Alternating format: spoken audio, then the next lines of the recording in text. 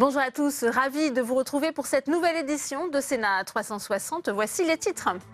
Après les Panama Papers, voici les Paradise Papers. La nouvelle enquête d'un consortium de journalistes vient jeter une lumière crue sur des pratiques d'optimisation fiscale. Elles éclaboussent des proches de Donald Trump et de Justin Trudeau ou encore la reine d'Angleterre. Décryptage et débat à suivre.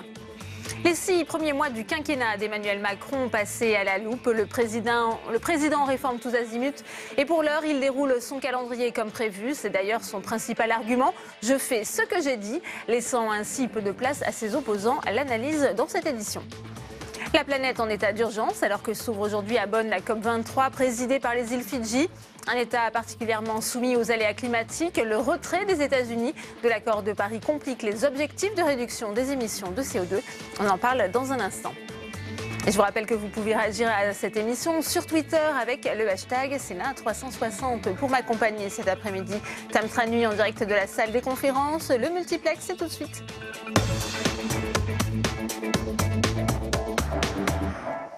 Je vous le disais en titre, après un an d'enquête et 18 mois après les Panama Papers, les Paradise Papers révèlent les secrets des grandes fortunes et des multinationales pour contourner le fisc, des processus bien huilés d'optimisation fiscale, souvent légaux, mais qui soustraient 350 milliards d'euros à la fiscalité des États. Explication Cécile Sixou.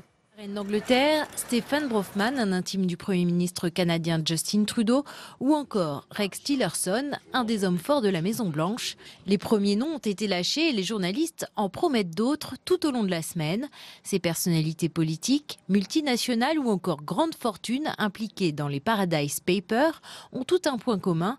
Elles échappent à une partie de l'impôt de leur pays grâce à des procédés légaux. On a mis au jour un système qui permet à des grandes entreprises de transférer de manière parfaitement légale des chiffres d'affaires astronomiques, des sommes astronomiques, des milliards de dollars, des centaines même de milliards de dollars, dans des paradis fiscaux où on n'existe plus, on est invisible, on ne paye pas d'impôts, et tout ça de manière parfaitement légale. Au total, les pertes fiscales s'élèveraient à 350 milliards d'euros dans le monde et 20 milliards d'euros en France. Tant que les législations fonctionnent État par État, vous aurez toujours la possibilité, c'est ce que font les multinationales ou des riches particuliers, d'échapper à l'impôt en jouant sur les différences entre pays. Ce qu'on observe aujourd'hui, c'est qu'effectivement émerge du fait de la mondialisation une espèce de super classe riche pour qui les frontières ne veulent plus dire grand-chose et du coup les taxations au sein de ces frontières ne veulent plus dire grand-chose non plus. Affaire à suivre en France où il n'y aurait pas de personnalité politique impliquée, mais plusieurs ténors de l'économie. Et on reparlera de ces nouvelles révélations dans notre débat à 17h20. Demain, mardi 7 novembre, Emmanuel Macron fêtera les 6 premiers mois de son élection. Alors que 37% des Français sont déçus par son action, quel bilan peut-on tirer des réformes lancées? Élément de réponse avec Marie Brémaud. Il a clairement imprimé sa marque, celle d'un homme pressé, d'un homme d'action, d'un homme autoritaire qui veut mettre la France au pas des réformes. À peine élue, la première est symbolique, la moralisation de la vie publique, avec notamment la fin des emplois familiaux pour les parlementaires. Une mesure de circonstance après le scandale Fillon, mais qui fait grincer les dents de certains élus. Mais ces abus sont des abus, par définition, ils ne constituent pas la règle. Un président jupitérien à la méthode bien rodée. La preuve en est avec la loi travail. D'abord, recevoir et faire savoir que l'on reçoit tous les partenaires sociaux, que rien n'est décidé. Ensuite, fixer un agenda, s'y tenir coûte que coûte, et minorer la contestation syndicale. Je crois en la démocratie ce n'est pas la rue. Puis accélérer la procédure parlementaire en faisant adopter le texte par ordonnance. Résultat, une réforme en profondeur du Code du travail menée tambour battant. Les 5 ordonnances relatives à la réforme du droit du travail viennent d'être signées. Mais Emmanuel Macron veut aussi s'attaquer aux finances et à la fiscalité. D'un côté, on supprime la taxe d'habitation pour 80% des Français, quitte à se mettre à dos une majorité d'élus locaux. Aujourd'hui, les communes sont en danger. De l'autre, on revoit à la hausse la contribution sociale généralisée, faisant descendre dans la rue, chose rare, les retraités. Mais en 6 mois à l'Élysée, le tourbillon de réformes ne s'arrête pas là, car c'est aussi la baisse des APL, la suppression des contrats aidés, la fin de l'état d'urgence mais remplacée par une nouvelle loi antiterroriste, ou encore des classes de CP à 12 élèves dans les zones d'éducation prioritaire. Et à toutes ces réformes, il y a un point commun, la réponse de l'exécutif, quelle que soit la contestation. Cette transformation, elle a été annoncée par le président de la République pendant la campagne présidentielle. Elle a été annoncée par le gouvernement pendant la campagne législative. Elle a donné lieu à un vote extrêmement clair des Français au moment des élections législatives. La légitimité politique, un argument qui jusqu'à maintenant a plutôt bien fonctionné. Et on va retrouver Tam Tranui en direct de la salle des conférences du Sénat avec votre premier invité, Tam, le sénateur Les Républicains Gérard Longuet. Quel regard porte-t-il sur les 6 premiers mois d'Emmanuel Macron à l'Élysée? Et oui, effectivement, Gérard Longuet, quel regard portez-vous sur ces 6 premiers mois d'Emmanuel Macron? Bon, incontestablement, c'est un président qui gouverne, qui prend des initiatives.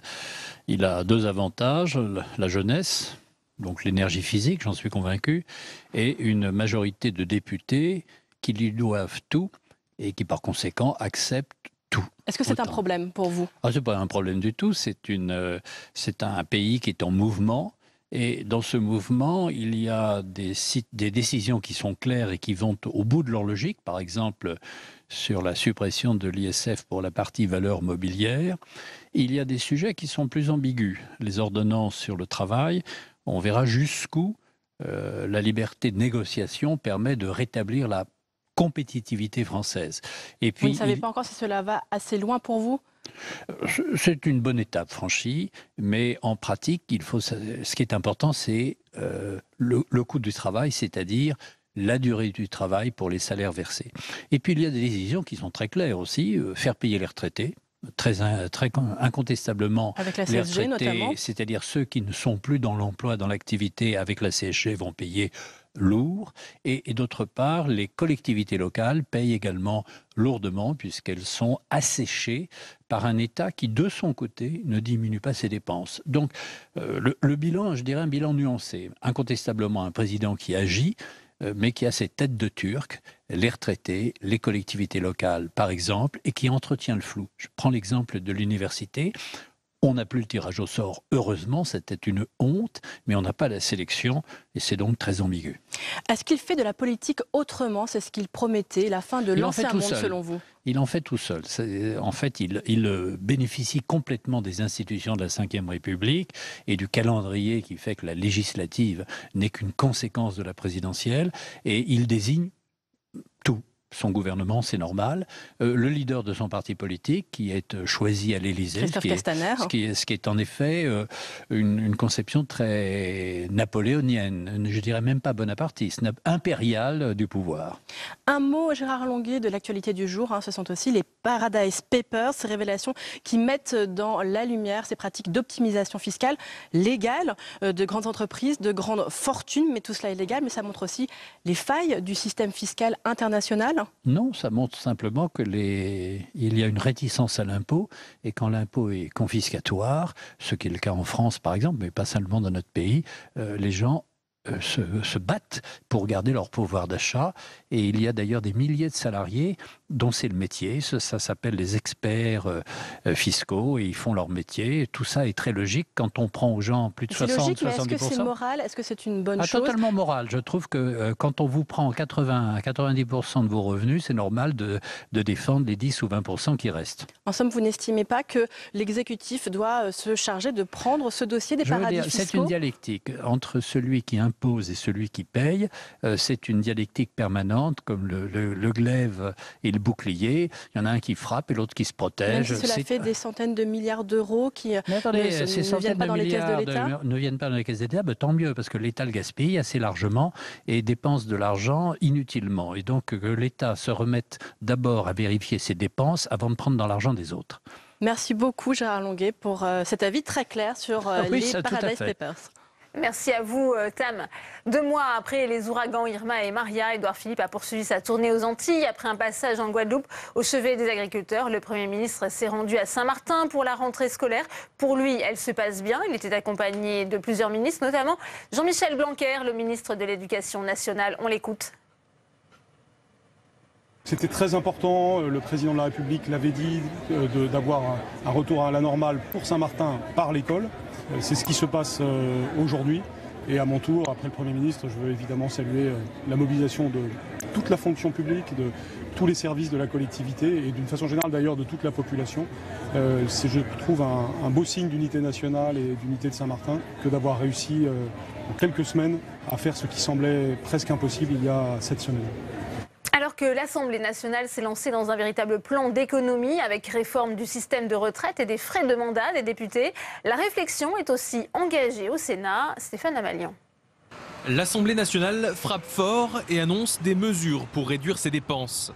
Parmi les propositions, moins de privilèges pour les anciens présidents de l'Assemblée qui disposent d'un bureau et d'une voiture avec chauffeur. La fin de la gratuité des transports SNCF pour les anciens députés, une mesure déjà en vigueur, et l'alignement des régimes de retraite et de chômage des députés sur le régime général. C'est une mesure de justice, c'est-à-dire que c'est aussi pour dire aux Français, il n'y a pas des réformes des retraites pour l'ensemble des Français et puis les députés qui seraient, eux, à côté. Du côté du Sénat, les questeurs travaillent actuellement sur différents scénarios pour réduire le budget de la Chambre haute. Selon nos informations, des annonces devraient être faites au mois de décembre. Pour rappel, Gérard Larcher avait déjà enclenché des mesures de transformation du Sénat en 2014, comme l'obligation de certifier les comptes des groupes politiques du Sénat, mais également l'instauration de sanctions financières pour absentéisme. En parallèle, les deux chambres se préparent à la réforme des institutions voulue par Emmanuel Macron, dans laquelle le nombre de parlementaires devrait baisser d'un tiers. L'enquête sur un système présumé de détournement de fonds au profit de sénateurs de l'ex-UMP devant la Cour d'appel de Paris. 5 anciens sénateurs contestent leur mise en examen alors que les enquêteurs s'interrogent sur la légalité de compléments de revenus. Les élus invoquent les principes de séparation des pouvoirs et d'autonomie fiscale des groupes politiques. Pour en savoir plus, l'article de François Vignal est à lire sur publicsénat.fr. Le rapport de l'ONU publié la semaine dernière se voulait clair. Les engagements actuels des États couvrent à peine un tiers des réductions d'émissions de CO2 nécessaires pour lutter efficacement contre le réchauffement climatique. C'est dans ce contexte que s'ouvre la COP23 à Bonn en Allemagne, alors que les États-Unis ont annoncé en juin leur retrait de l'accord de Paris. Sandra Cerquera. Il y a 2 ans, l'accord de Paris fixe un objectif clair, limiter la hausse des températures sous les 2 degrés d'ici 2100. Un objectif plus qu'incertain après le retrait des États-Unis et alors que les données scientifiques sont toujours plus alarmantes. En 2016, la planète a battu son 3e record annuel consécutif de chaleur. Le niveau des océans continue de monter de 3,3 mm par an. Selon certains climatologues, le nombre de sécheresses, inondations ou ouragans a doublé depuis 1990. La COP23 qui s'ouvre aujourd'hui en Allemagne n'a donc pas le droit à l'erreur.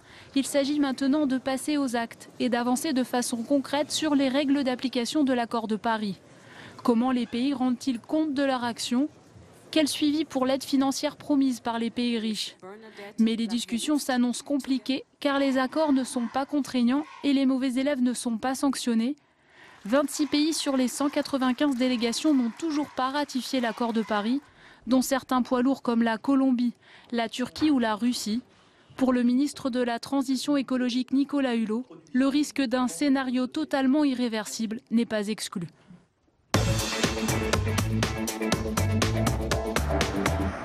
Et on ouvre le premier débat de Sénat 360 avec mes invités sur ce plateau. Angèle Préville, bonjour. Vous êtes sénatrice socialiste du Lot. Merci d'être avec nous. J'accueille également Jérôme Bignon. Bonjour. Sénateur du groupe Les Indépendants, sénateur de la Somme. Merci d'être avec nous.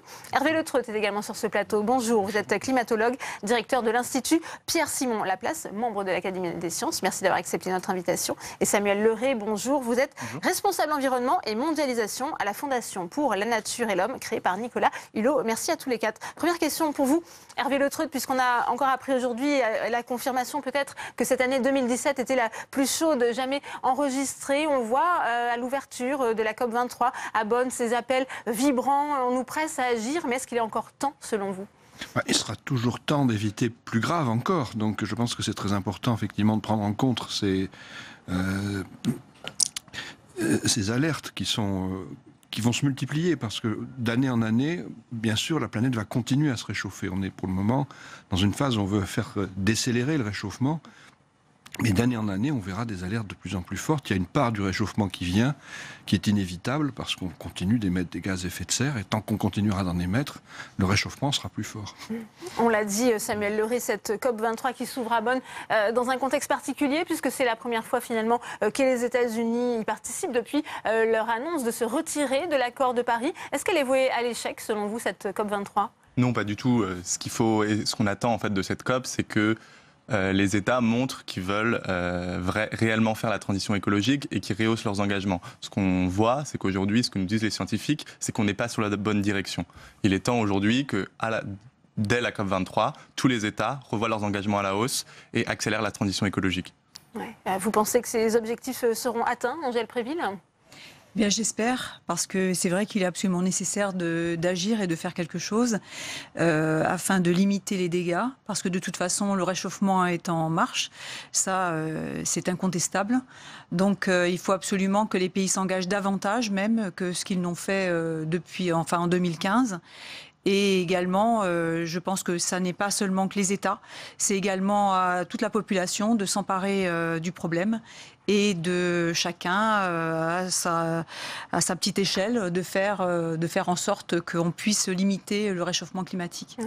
Jean Bignon, effectivement, quels sont les leviers que l'on peut actionner, puisqu'on voit que cet accord de Paris finalement n'était pas si contraignant? Est-ce qu'on peut mobiliser d'autres acteurs, notamment non étatiques, pour lutter contre le réchauffement climatique? Je crois qu'il faut être d'abord lucide, et vous l'avez très bien dit, monsieur, en nous expliquant que le réchauffement était là et qu'il s'aggravait tous les ans.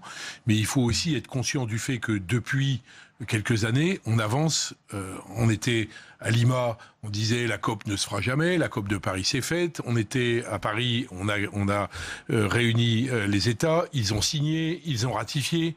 Donc il y a une dynamique du calendrier. Le système est Elle n'est pas remise en cause, Jean Bignon, par le retrait des États-Unis. Non. Les États-Unis font ce qu'ils veulent. Au niveau étatique, quand on voit le comportement d'un certain nombre de gouverneurs, de maires de grandes villes, de compagnies, des majors qui sont en train de s'engager, quand les gouvernements ne font pas le boulot, les citoyens, les institutions du dessous le font. Donc, je pense qu'au contraire, c'est plutôt encourageant. Il faut voir, on peut toujours voir le verre à moitié vide, mais moi j'ai tendance à... Parce que si on prêche une parole définitivement pessimiste, on ne va pas mobiliser les gens. Pour y aller, il faut dire la situation est grave, et c'est vrai que les 16 premières années de ce siècle sont les années les plus chaudes que nous ayons jamais vécues depuis très très très longtemps. Donc il faut y aller, mais il faut en même temps ne pas bousculer. Il y a un calendrier, il a été fixé. Pour l'instant, on est dans le calendrier. Alors c'est vrai qu'on n'a pas le calendrier des engagements, mais les engagements, ils vont être déposés et révisés en 2018. Donc on est dans, il n'y a pas de hiatus. Le départ des États-Unis n'a pas créé de hiatus. Pour l'instant, aucun autre pays n'est sorti, alors qu'on le craignait. Donc les choses sont, à mon avis, plutôt bien tenues. Et la COP de Bonn et des Fidji, parce que on dit la COP de Bonn, mais je crois qu'il faut aussi dire la COP des Fidji. Elle est présidée effectivement par les îles Fidji. Elle est très intéressante parce que les États qui vont être touchés les premiers, les États qui vont être premiers touchés, ils sont là et c'est eux qui organisent, avec les Allemands évidemment. Samuel Léré, pardon. Sur cet aspect des États-Unis, le sénateur Bignon dit ils font ce qu'ils veulent, mais d'un autre côté, reste quand même un gros contributeur, car un gros pollueur, on peut quand même avoir des raisons de penser que ça va avoir un impact négatif sur les décisions qui vont être prises. Oui, mais je pense qu'il faut arrêter de penser que Donald Trump a le droit de prendre les négociations climatiques en otage.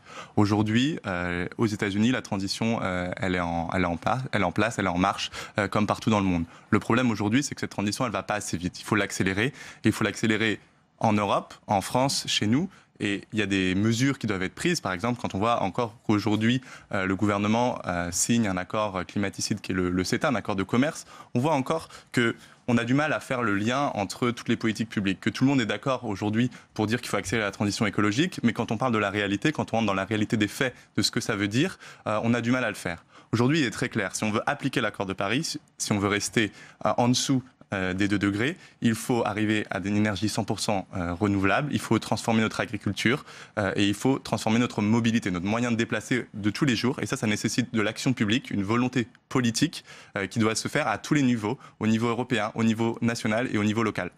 Hervé Le Treut, le rapport de l'ONU reste quand même très pessimiste. On nous dit que les engagements qui ont été pris il y a 2 ans ne couvrent seulement un tiers des mesures nécessaires pour éviter les conséquences les plus dramatiques des changements climatiques, notamment à l'horizon 2030. Est-ce qu'il faut s'attendre à une multiplication d'événements type ouragan Irma, comme l'a connu les Antilles récemment ?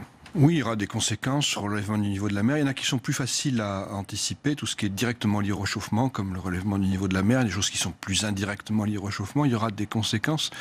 Je voudrais quand même revenir sur ce qui vient d'être dit. Je crois que Effectivement, on est dans une phase où ce qui est demandé est énorme. Ce qui est demandé, c'est de se débarrasser, dans un délai de 50 ans ou un peu plus, de tout ce qui fait pratiquement 80% de notre énergie, du charbon, du pétrole, du gaz naturel, des gaz à effet de serre. Et ce que l'on voit aujourd'hui, c'est, je pense, une forme de crainte par rapport à ça dans une partie des populations. Trump a été élu. Il y a eu des manifestations d'inquiétude un peu similaires dans le cadre du Brexit. Et je crois qu'aujourd'hui, on n'a pas le choix. Il faut effectivement provoquer une transition extraordinairement forte, comme il n'y en a jamais eu, qui est presque une révolution dans le domaine de l'usage de l'énergie. Je ne crois pas que ça puisse se faire sans l'assentiment, sans l'appropriation des populations. Et pour moi, ce qui manque aujourd'hui, de manière la plus forte, c'est ça. On ne peut pas entreprendre des transitions aussi fortes, aussi puissantes, si ça fait peur, en fait, à beaucoup de gens qui ont dit on va créer des millions d'emplois, mais ça ne sera peut-être pas pour moi, et moi, je ferai partie des millions d'emplois qui seront supprimés. Donc, il y a, je crois, un enjeu qui est celui-là. Et donc, toutes les réunions, comme les différentes COP, sont des lieux tout à fait extraordinaires, importants, pour réussir à approfondir cette appropriation des accords de Paris, qui effectivement marque un point. C'est la fin de tous les débats qu'on a eus sur la légitimité de ces problématiques, sur sur la réalité du diagnostic scientifique. Donc maintenant, il reste à aller aussi dans le sens des sociétés, de les prendre un peu dans le cadre de ces négociations, d'avoir une forme d'éducation à ces problèmes-là, et qui est toujours une éducation à la complexité aussi. Angèle Préville, quel peut être le poids de la voix de la France? Est-ce que ça peut être moteur dans la COP23? On sait que dès l'annonce du retrait des États-Unis, Emmanuel Macron tout de suite avait pris la main pour dire que la France allait continuer pour que les accords de Paris vivent. Bien sûr, la France a son mot à dire. La France est très importante à ce sujet-là. Et puis, il faut quand même rappeler que les pays qui font le plus d'efforts sont les pays européens. Donc nous, on est quand même à la pointe. Et donc on a tout à espérer, effectivement, du poids qu'on peut exercer. Et notamment sur le fait que les États-Unis, Trump a été élu, mais je pense que de par la population de son côté est quand même pas mal mobilisée sur ce sujet-là aussi. Hein. Donc voilà, on a tout. Pour moi, j'ai espoir que cela donne des résultats. Surtout qu'on en parle beaucoup.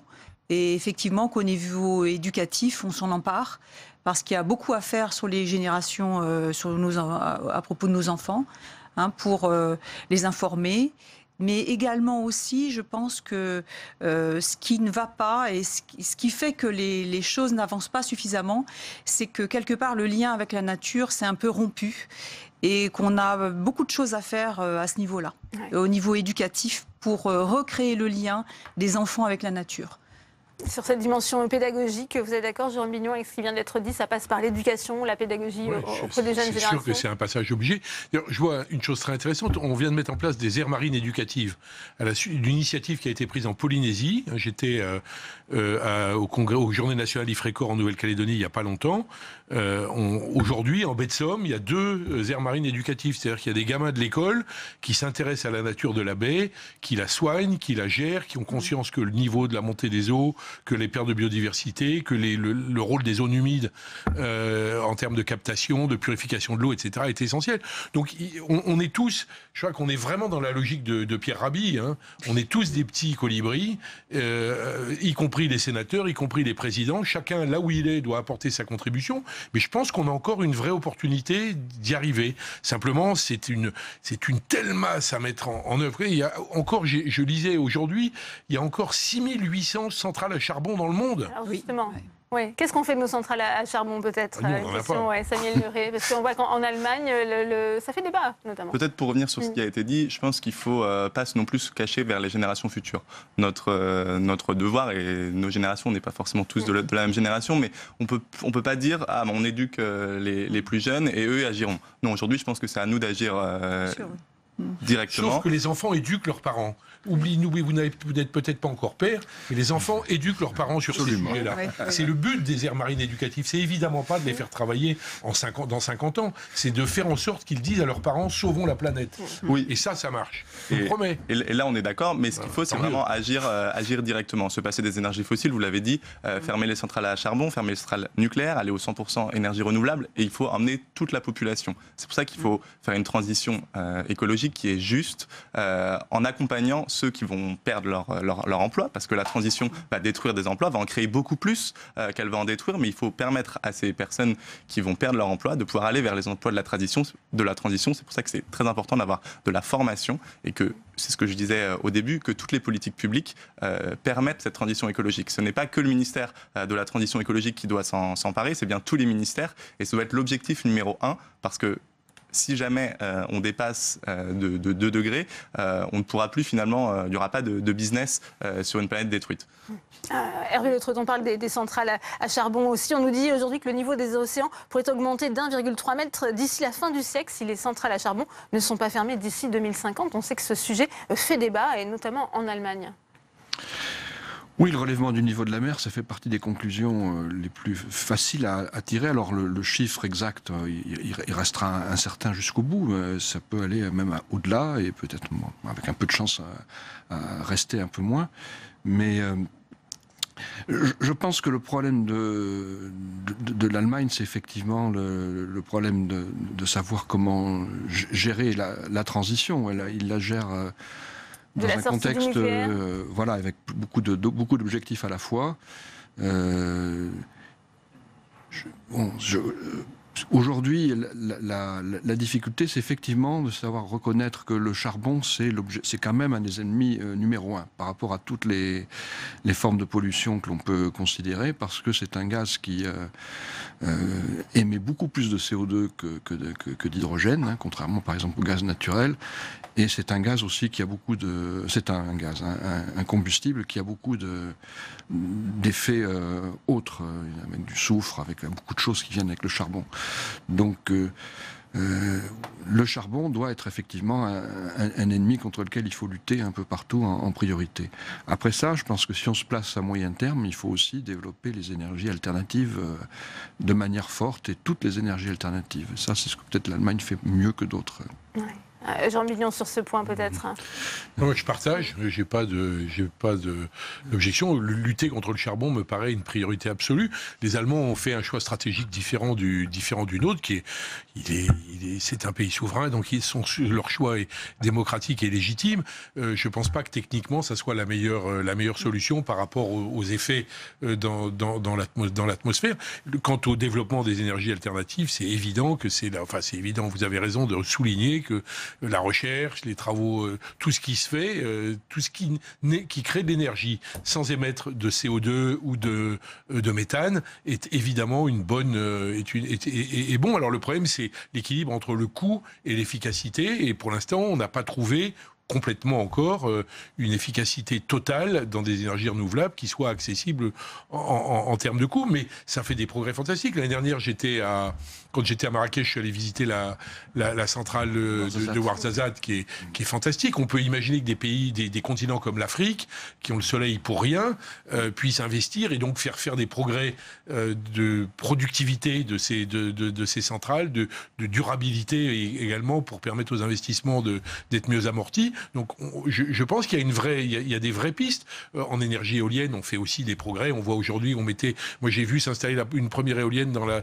Somme, elle faisait 0,240 ou 250 watts, enfin très toute petite, et comme c'est des éoliennes de ferme, et aujourd'hui on a des 6 mégas, 7 mégas, 8 mégas, donc progressivement on fait des progrès gigantesques. Après, il y a un problème d'acceptabilité, d'implantation, de techniques liées à la flottabilité, bref. Il y a beaucoup de choses, mais c'est là aussi, il y a un problème éducatif, et il faut que les citoyens nous aident. Oui. Mais est-ce que le développement des énergies alternatives est suffisamment soutenu en France, selon vous, Angèle Préville ? Eh bien, pour moi, je pense que non, mais c'est des choses à mettre en place. Mais je pense que d'abord, surtout, il va falloir faire un grand programme éducatif, on va dire, pour toute la population, pour que tout le monde soit informé de l'état des lieux déjà, de ce que c'est que la production d'électricité en France, de savoir comment c'est produit en France, et puis après d'envisager effectivement les énergies renouvelables, et que tout le monde soit bien conscient que pour remplacer les centrales nucléaires, il nous faudra des installations un petit peu partout sur le territoire. Il faudra que les citoyens les acceptent. Parce que je crois que pour l'instant, on n'en est pas encore là. C'est vrai que quand on se branche sur l'électricité en France, on ne voit pas juste à côté de soi, à côté de chez soi, je veux dire, l'installation qui produit l'électricité. Et on a plutôt tendance à penser que c'est un peu magique, sauf que l'électricité est bien produite quelque part et qu'il va falloir, oui, qu'on change tous et qu'on soit prêt à accepter qu'il y ait des éoliennes, des centrales photovoltaïques, des centrales solaires près de chez soi. Et ça, je pense que dans les têtes, ça n'est pas encore tout à fait là. Et c'est pour cela qu'on a pas mal de citoyens qui sont contre. C'est bizarre, mais qui sont contre l'installation d'éoliennes près de chez eux, alors qu'elles sont suffisamment loin, qu'elles ne vont pas forcément faire du bruit, qu'il y a des arguments comme le fait que ce ne soit pas très beau, enfin des choses comme ça. On n'en est plus là. Je pense que si on doit développer les énergies renouvelables, il va falloir que tous on accepte qu'il y ait des installations un petit peu partout. Et ce sera effectivement de réfléchir comment on peut faire ça de façon harmonieuse, de façon à respecter les territoires. C'est tout l'enjeu actuel. Plus la marche, plus on attendra de monter la marche, plus elle sera difficile à monter. Le problème, c'est qu'on fait monter le niveau moyen de la marche qu'on va avoir à escalader pour franchir un cap dans la décarbonation de notre économie. Donc on attend encore une minute, monsieur le bourreau, on n'a pas le temps, ça ne me plaît pas, etc. Mais le moment venu, on va pleurer 2 fois plus qu'on ne pleure aujourd'hui. Ouais. Samuel Leray, au début de ce débat, on parlait des enjeux et des attentes de cette COP23. Où placez-vous le curseur à la Fondation Nicolas Hulot? À partir de quand on peut dire que ce sera une réussite, selon vous? Fondation pour la nature et l'homme. On pourra dire que c'est une réussite à partir du moment où les États ont revu leurs engagements à la hausse. À partir du moment où on aura avancé, parce que c'est l'un des grands enjeux de cette COP, c'est sur les règles de transparence. C'est-à-dire que de savoir quand un État avance dans son plan climat, quand un État, vous savez que chaque État a pris des engagements de réduction de gaz à effet de serre, chaque État va devoir faire un reporting, expliquer comment il entend les diminuer, où est-ce qu'il en est de son plan d'action. L'idée de cette COP, c'est justement d'avancer sur ces règles de transparence pour que chaque citoyen, au final, sache où en est son État. Est-ce qu'on est sur la bonne trajectoire? Est-ce que la France est sur la bonne trajectoire par rapport à ses engagements ou pas? Et donc c'est là où on pourra voir les réelles avancées. Et le second point, c'est bien sûr sur les financements. Comment est-ce qu'on aide les pays les plus vulnérables? On a parlé des Fidji, mais c'est une réalité. Pour eux, c'est une réalité encore peut-être plus dramatique que ça peut l'être pour chez nous, alors que les conséquences du changement climatique, elles se font déjà voir aujourd'hui en France. C'est de comment est-ce qu'on aide, comment est-ce que ces 100 milliards qu'on leur a promis arrivent, et comment est-ce qu'on peut financer la transition écologique et surtout l'adaptation, qui est le parent pauvre aujourd'hui des financements climat, notamment en France. On fait beaucoup de prêts pour les pays du Sud, mais on a du mal à les aider à s'adapter au changement climatique, à leur faire des dons, parce qu'il faut les aider. On est responsable de manière beaucoup plus importante que du réchauffement climatique, et c'est par là que doit passer l'action de la France. Peut-être une question pour vous, Angèle Préville et Jérôme Bignon. Vous faites tous les deux partie de la délégation sénatoriale dédiée à cette COP23. Comment vous voyez un petit peu votre rôle, Angèle Préville, et ensuite Jérôme Bignon? Mon rôle, c'est-à-dire mon rôle en tant que sénatrice. Oui. Bien c'est déjà d'aller à Bonn, parce que c'est très important d'être là, d'aller voir tout ce qui se fait, d'entendre, parce qu'on va surtout être dans le partage des expériences et d'écouter et de voir comment les choses se passent, parce que pour moi c'est un enjeu très important, et puis après de relayer sur les territoires ce qui va être fait, ce qui va être dit. Voilà. Même question pour vous, Jérôme Bignon. Vous qui aviez participé déjà à la COP22. Et à la COP, et à la COP 21 et à la COP 20 aussi. À Lima. C'est ma 4e. C'est votre 4e COP. Enfin bon, ça veut dire que je suis vieux. J'étais pas à Kyoto. Non, j'y vais au titre de l'Union interparlementaire. Donc les parlements du monde entier font une journée dimanche à la COP. Donc ça, c'est très intéressant. Ce sont des échanges avec des collègues du monde entier. On discute des progrès, des difficultés. Ils sont venus à Paris, on se retrouve. Enfin bon, je crois qu'il y a un côté dynamique parlementaire qui est intéressant. Puis il y a le passage avec la commission derrière le président Moret, où on va effectivement toujours la même chose, des contacts, des visites, des encouragements, des discussions. Partage de bonnes pratiques. Partage de bonnes pratiques, encouragement. Je crois qu'il faut y aller, parce que quand on rentre, on est des témoins en même temps, hein, qu'on a vu, que ça va pas, que au contraire, qu'on était content que ça soit bien passé. Il y a un côté très militant. Hervé Le Treut, pour finir, est-ce qu'on peut quand même avoir une petite note positive sur l'évolution du climat ces derniers temps? On parlait de la stabilisation des émissions de CO2. Ça peut être une piste encourageante, par exemple? Oui, je pense que je suis d'accord avec ce qui a été dit. Il y a beaucoup de choses qui vont dans le bon sens. La difficulté, c'est effectivement de lutter contre le rythme que va nous imposer la planète elle-même. La planète se réchauffe. Il y a des gaz à effet de serre qu'on a déjà émis et qu'on n'enlèvera pas, qu'on ne sait pas enlever pour le moment. Et donc il faut la prendre de vitesse un petit peu. Elle a un réchauffement qu'on ne maîtrise pas aujourd'hui. Et il faut essayer d'aller aussi vite que nécessaire pour réussir à atténuer ce réchauffement dans la limite raisonnable.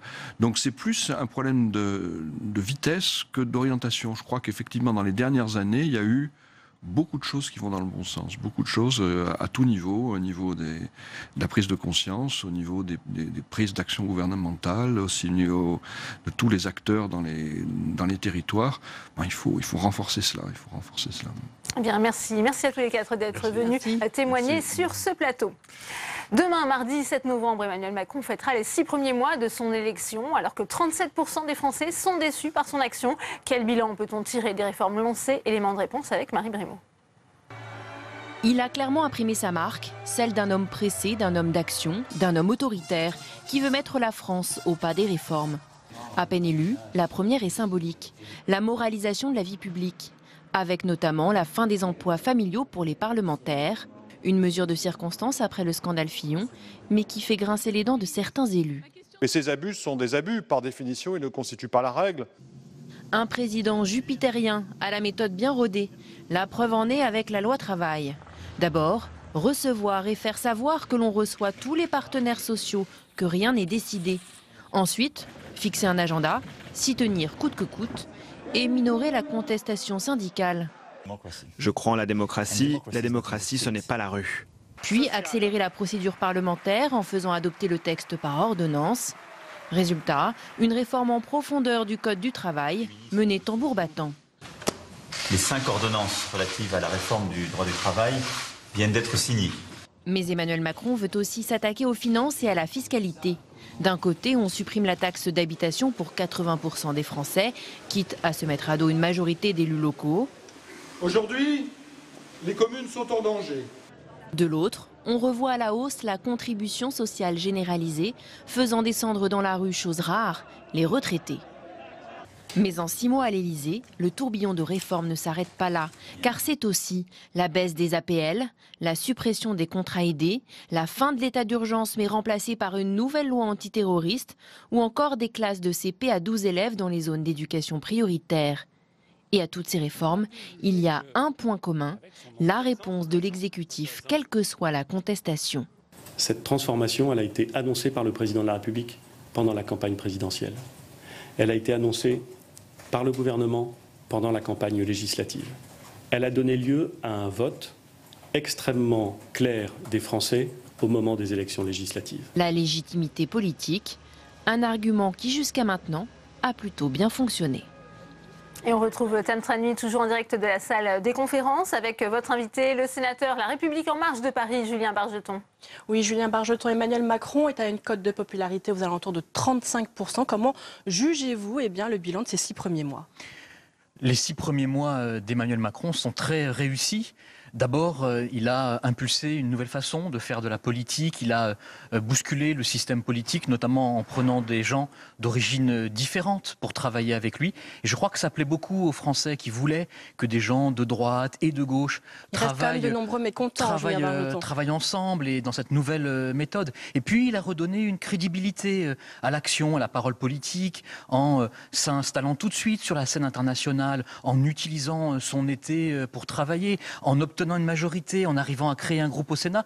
Tout ça, ça paraissait impossible et finalement, il l'a réussi. Donc, ce souffle nouveau, eh bien, il est là. Alors évidemment, telle ou telle mesure oui, il y a peut des être réformes aussi parfois, très impopulaires. Mais en tout cas, la baisse de 5 € sur les APL, la réforme de l'ISF, par exemple. Emmanuel Macron applique son projet. C'est peut-être un peu nouveau, mais il va falloir s'y habituer. Et donc, il avait dit qu'il libérerait les énergies, c'est le cas avec les ordonnances sur le travail ou évidemment la réorientation vers l'entreprise du capital, mais aussi qu'il protégerait les Français. On l'a vu avec la directive sur les travailleurs détachés, qui est une belle réussite au niveau européen, et puis aussi ce projet de loi de finances ou le projet de loi de financement de la sécurité sociale, dans lequel il y a beaucoup de mesures, je pense par exemple à la hausse des minima sociaux, à la hausse de la prime d'activité, et on voit que il faut aussi répondre aux attentes des classes moyennes. Plus sociales, qui sont plus à gauche, ne sont pas assez lisibles dans le projet d'Emmanuel Macron pour l'instant? Je crois qu'il faut répondre aux attentes du pays. La France ne peut plus attendre. Alors, on était dans une situation bloquée et il nous faut des solutions, notamment pour les classes moyennes qui sont inquiètes de l'avenir de leurs enfants. La réforme de la taxe d'habitation. Oui, mais en face, il y a la réforme de la taxe d'habitation, 10 milliards d'euros qui vont bénéficier aux classes moyennes, et tout ce qui est fait pour l'éducation, le dédoublement des classes en CP, ou aussi l'aide aux devoirs, ou encore ce plan étudiant d'1 milliard d'euros et la fin du tirage au sort, tout ça aussi est de nature à rassurer les classes moyennes. Le président de la République avait dit qu'il libérerait les énergies et qu'en même temps il protégerait les Français. C'est ce qu'il fait. Alors Emmanuel Macron supprime donc l'impôt sur la fortune à cause des problèmes d'exode fiscal notamment. Est-ce qu'il ne faut pas s'attaquer à l'optimisation fiscale qui a été révélée par cette affaire des Paradise Papers révélée aujourd'hui? D'abord, saluons le travail de la presse. Nous sommes tous très attachés à la liberté de la presse et on voit ce que ça donne quand nous l'avons. Il y avait eu déjà une précédente enquête sur la fraude fiscale et beaucoup de choses ont été faites. Il reste encore à faire en matière de fraude fiscale, mais déjà des premières étapes ont été franchies. Il y a une deuxième étape, je crois, à franchir, qui est l'optimisation fiscale et de lutter contre des montages légaux pour évidemment échapper à l'impôt. C'est évidemment au niveau international et au niveau européen qu'il faut agir. C'est maintenant à l'agenda. Il faut évidemment travailler de concert avec nos partenaires pour ne pas pénaliser nos entreprises, mais en même temps corriger des situations qui sont très choquantes parce que c'est la base fiscale qui échappe. Et quand la base fiscale échappe, eh bien, on doit faire payer d'autres contribuables ou bien on doit finalement, on ne peut plus financer les services publics. Il faut donc trouver des solutions qui à la fois ne pénalisent pas les entreprises, mais qui permettent de corriger les situations les plus choquantes. Et c'est donc un sujet dont l'exécutif doit se saisir aujourd'hui pour vous? C'est un sujet qui est déjà traité, qui est en permanence traité, et évidemment il sera traité au niveau européen et comme au niveau international. Il y a des propositions de l'OCDE notamment, et c'est dans ce sens-là qu'il faut travailler. Merci beaucoup Julien Bargeton d'avoir répondu à mes questions. Merci à vous. Merci à vous, Tam. Et Vincent Feltès, ancien conseiller politique de François Hollande, est notre invité. Il répond aux questions de Saveria Rojek. Le face-à-face, c'est tout de suite.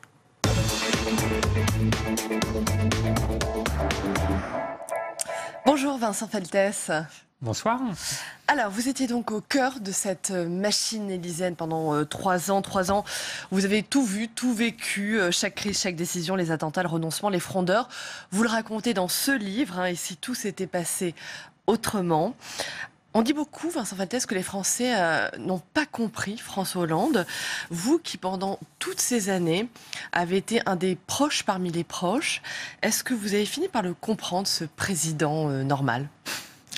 C'est vrai qu'il y a une sorte de mystère François Hollande entre la politique menée, les décisions prises, les chocs surmontés. Vous avez pu parler des attentats. On est aujourd'hui sur la COP23. Il y a eu le succès de la COP21, ou même les indicateurs économiques qui repartent. Donc des choses plutôt positives, bien plus qu'honorables.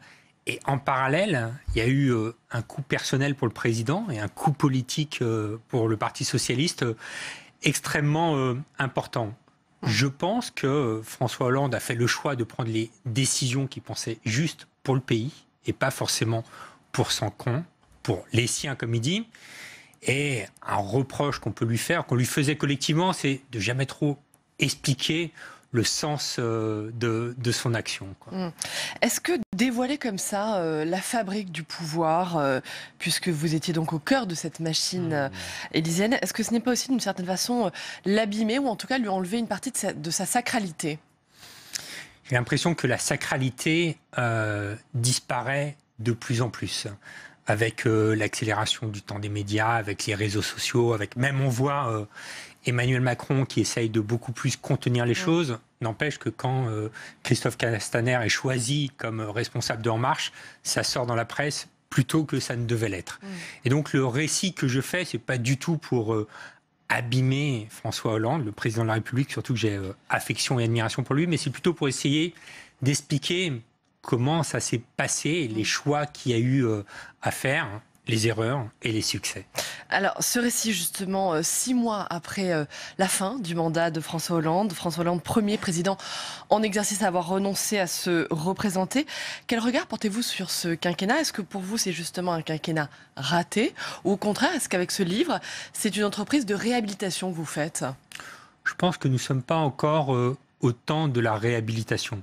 Là, c'est d'abord un exercice de pédagogie avec des fiertés. J'ai pu en énoncer certaines, des clés d'explication. Et après, je pense que la gauche, qui est le camp auquel j'appartiens, va avoir besoin de faire un travail d'inventaire précis, fin, sans hystérie, sur ce quinquennat, ou même par rapport à nos valeurs. Quand vous regardez la pauvreté qui s'est remise à baisser doucement en 2015, quand vous regardez la redistribution par la fiscalité qui s'est faite de manière forte, on était conforme à nos valeurs, avec une image terriblement brouillée. Vincent Feltès, ça fait presque un an, jour pour jour, 1er décembre 2016, presque un an que François Hollande a donc renoncé à se présenter.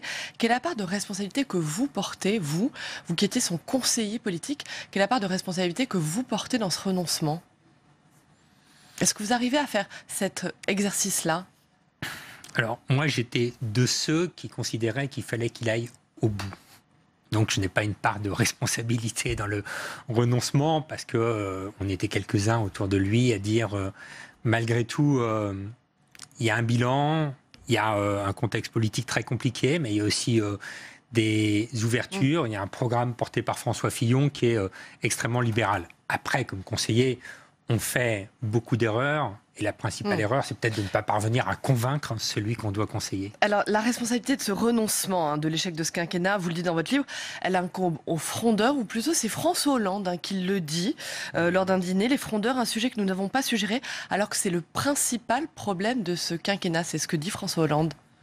Oui, et la fronde commence très très tôt, dès le vote sur le TSCG, qui est un traité sur l'Europe, donc en octobre 2012, donc juste quelques mois après l'élection présidentielle et l'élection législative, vous avez déjà une quarantaine de députés socialistes qui ne suivent pas la décision majoritaire. Donc très très vite, il y a des difficultés internes qui fait que l'ensemble du message est brouillé. Et cette fronde, vous n'avez pas su la gérer. Vous, votre rôle en tant que conseiller, c'était justement de travailler quotidiennement avec les élus, avec les parlementaires.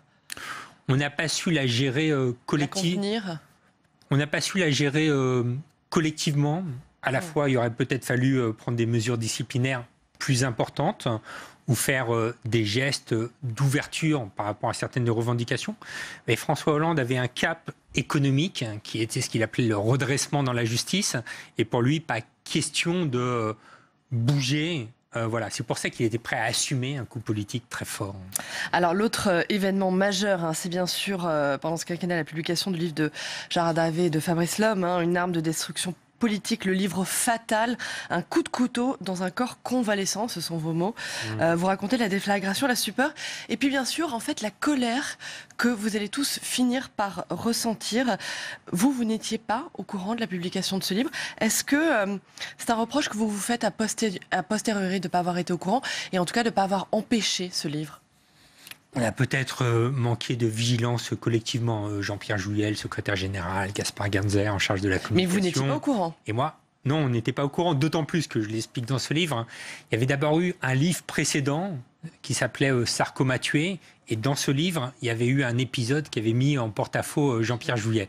Et à partir de ce moment-là, pour nous, le président arrêtait de voir ces deux journalistes. Donc on n'était pas au courant que ça continuait. On apprend que le livre va être publié à l'été, quand il y a les bonnes feuilles qui sortent dans Le Monde. François Hollande a trop fait confiance aux journalistes. Vous auriez dû plus faire écran avec la presse? Vous les conseillez? Oui, on a essayé, mais il a aussi une pratique du pouvoir qui est volontairement très transparente, même s'il ne l'a jamais théorisée. Pour lui, le pouvoir peut donner lieu à un certain nombre d'abus et il faut qu'il y ait des contre-pouvoirs. Et pour lui, les médias sont un contre-pouvoir. Malheureusement, il a été emporté par ce contre-pouvoir. Alors, toute une partie très intéressante, vous racontez toute cette préparation de campagne à laquelle vous êtes allé. La campagne donc de François Hollande, la constitution d'une équipe, des slogans « Nous sommes la France », un programme. Il y a même une agence de communication qui a été retenue. Oui, on s'était mis à travailler avec une agence de communication à l'été 2016, ce qui est assez normal parce que les comptes de campagne commencent un an avant, quoi. Et même si le président ne nous a jamais dit je vais être candidat, tout comme il ne nous a pas dit je ne vais pas être candidat, il y avait la nécessité de travailler sur les deux scénarios. Puis bien sûr, vous racontez l'énorme erreur d'analyse de François Hollande sur Emmanuel Macron. Vous décrivez là encore un président aveugle, un président qui jusqu'au bout défend, soutient, protège son ancien conseiller et qui finalement confiera « il m'a trahi avec méthode ». Oui, ça c'est un propos rapporté par une tierce personne, Claude Barthelone en l'occurrence. Mais c'est vrai que François Hollande nous a demandé de protéger Emmanuel Macron. Il pensait qu'il y avait beaucoup de talent. Il pensait qu'il serait fidèle, ce qui n'a pas été le cas. Puis il pensait surtout que l'équation politique était un peu toujours la même en France, qu'il n'y aurait pas de rupture, qu'il n'y aurait pas de nouveauté. Et ça a été complètement différent. Emmanuel Macron, on le découvre dans la presse aujourd'hui, impose à ses conseillers une clause de confidentialité. Est-ce que, selon vous, c'est une bonne chose, justement, d'imposer aux conseillers de ne pas parler, de ne pas dévoiler les coulisses du pouvoir, ou au contraire, on en parlait tout à l'heure, vous croyez à la transparence absolue? Je pense qu'il y a un équilibre à trouver. Il ne peut pas y avoir la transparence absolue sur les histoires de sécurité intérieure, sur des intérêts stratégiques. Mais je trouve ça assez sain que les journalistes puissent savoir comment le pouvoir agit. Donc cette clause de confidentialité imposée par Emmanuel Macron aujourd'hui à ses conseillers, selon vous, elle est inapte? Oui. Mais en même temps, chaque conseiller doit avoir une certaine responsabilité. Et dans ce livre, même si je dis beaucoup de choses, on dit jamais tout parce qu'il y a toujours une part mystérieuse, j'allais dire. Un autre aspect intéressant, vous parlez de la déconstruction permanente que François Hollande a, ce sont vos mots, a fait de la fonction présidentielle. Vous donnez un exemple, le fait qu'il autorise les huissiers le week-end à ne pas porter la tenue officielle. Oui, c'est là où je trouve qu'il y a une certaine ambiguïté chez François Hollande et où il ne va pas forcément au bout de l'exercice. Je pense qu'il y a une conception du pouvoir quasi scandinave. Quand il dit un président normal, c'est un président qui doit être accessible, qui doit vivre normalement, mais il ne l'explique pas. Il ne théorise pas cela. Quelques années avant, Lionel Jospin avait essayé de faire le même exercice, mais lui, il expliquait pourquoi il voulait diriger autrement. Donc François Hollande, dans son quotidien, était comme cela, la plupart de ses collaborateurs le tutoyaient, dont moi, quoi. Mais en même temps, il ne disait pas quel type de président il voulait incarner. Et je pense que ça a troublé les Françaises et les Français. Très bien, merci beaucoup. Merci. Vincent Feltès d'avoir été notre invité. Merci. Merci Vincent Feltès, merci à vous Saveria. On va retrouver Tam Tranui pour faire agir la sénatrice Marie-Noëlle Lienemann. Elle n'aura peut-être pas bien le même regard que vous Vincent Feltès. On l'écoute tout de suite avec Tam Tranui. Oui, Marie-Noëlle Lienemann, je souhaitais déjà vous poser la question de votre regard sur ces 6 premiers mois d'Emmanuel Macron au pouvoir. Écoutez, je crois qu'il est en train de détricoter notre modèle républicain, notre modèle social. Il est très libéral, beaucoup plus libéral que certains pouvaient l'imaginer, et parfois à la limite du thatchérisme. Vous le considérez comme un homme politique de droite ? Oui, et surtout un ultralibéral, à un moment où pourtant partout dans le monde on se rend compte des dégâts de ces politiques. Et par ailleurs, je considère qu'il n'y a pas de résultat significatif aujourd'hui de cette politique, que ce soit le recul du droit du travail, que ce soit la remise en cause, par exemple, de la politique du logement qui se prépare, que ce soit l'accroissement gigantesque des inégalités qu'il organise à travers la fiscalité, ou son discours Lui vous dira qu'il veut idéologique. libérer les énergies. Oui, mais ça, c'est Thatcher aussi voulait libérer les énergies. Nous, on pense que les énergies sont d'autant mieux libérées que les inégalités sont faibles dans un pays. D'ailleurs, j'observe que les pays les plus performants économiquement et en même temps socialement sont ceux où les inégalités sociales sont les plus faibles. Donc, je pense à l'Europe du Nord, par exemple. Donc non, là, on a vraiment le vrai visage d'Emmanuel Macron, à la fois le président des riches, mais aussi celui qui détricote le modèle républicain, dont on verra les dangers et le désastre, hélas, que dans le moyen et long terme. Et ce qu'il proclame, il estime être le signe de l'effacement du clivage droite-gauche. Est-ce que cela, c'est difficile? Est-ce que cela désarme en partie l'opposition pour vous? Non, je crois que ce qui désarme l'opposition, c'est pas l'effacement annoncé par Emmanuel Macron. C'est que quand la gauche et la droite ne présentent pas des alternatives claires au motif de l'efficacité de la pensée unique, c'est le roi de la pensée unique technocratique. Il n'y aurait qu'une seule politique certains estiment à possible. gauche que c'est Bercy qui a pris le pouvoir avec Emmanuel Macron. Ce qui est aussi mon cas. Et donc on est dans cette idéologie qu'il n'y aurait qu'une seule politique dite de bon sens, dont on voit tous les effets d'être dans la globalisation libérale. Il est donc urgent que les forces de gauche se rénovent dans leur pratique et surtout dans le projet qu'ils ont à proposer aux Français. Alors un mot sur l'actualité du jour, Marie-Noëlle Lienemann. Cette actualité, ce sont les Paradise Papers qui mettent en lumière les failles du système fiscal international. Que faut-il faire face à ce problème selon vous? C'est un problème gigantesque qui suppose du courage dans nos choix internes de fiscalité et aussi beaucoup d'offensives dans le travail international. Je pense que la France doit se doter, renforcer encore son arsenal. Prenons un exemple. Ici au Sénat, on avait voté un amendement exigeant on considère que les GAFA, les grandes multinationales, leur siège, un siège d'activité en France quand, par exemple, leur chiffre d'affaires dépasse en France une somme importante. On l'avait voté, le gouvernement ne l'avait pas retenu. Gouvernement de gauche, là pour le coup, des trucs. Parce qu'il y a cette idée qu'au fond, s'il n'y a pas de décision internationale, on ne peut rien faire. Comme il n'y aura jamais de décision internationale hyper efficace, il faut parfois être très courageux sur certains sujets. Et puis, il faut être plus fin et plus malin que ces cabinets de détournement des failles. Il faut créer des task force au sein de notre haute administration de Bercy, pour une fois, qui s'occupe de ça, qui essaie d'évaluer comment sont contournés nos textes pour anticiper ces contournements et mieux contrôler. De ce point de vue, l'exigence de transparence est la première étape à obtenir. Et au niveau du Sénat, vous pensez qu'il faudrait donner plus de suite aux missions d'information, aux commissions d'enquête qu'il y a eu sur ce sujet, par exemple? Je pense que c'est une des réflexions qu'il faudrait penser pour le contrôle parlementaire, qu'un certain nombre de missions d'enquête soient permanentes, en tout cas de longue durée, sur 3, 4, 5 ans, pour être en situation de ne pas perdre le savoir accumulé par les élus et travailler au fond les propositions que nous faisons et ne pas attendre que la haute administration accepte ou non nos propositions. Merci beaucoup Marie-Noëlle Lienemann d'avoir répondu à mes questions. Merci à vous Tam. On va continuer sur ces révélations des Paradise Papers avec mes invités sur ce plateau. Manon Laporte, bonjour. Vous êtes avocate fiscaliste, docteur en droit, conseillère Les Républicains, conseillère régionale d'Île-de-France. Merci à vous d'être sur ce plateau. Éric Bocquet, bonsoir, sénateur communiste du Nord. Vous avez travaillé au cours de nombreuses commissions d'enquête sur ces sujets d'évasion fiscale ici au Sénat. Merci d'être avec nous.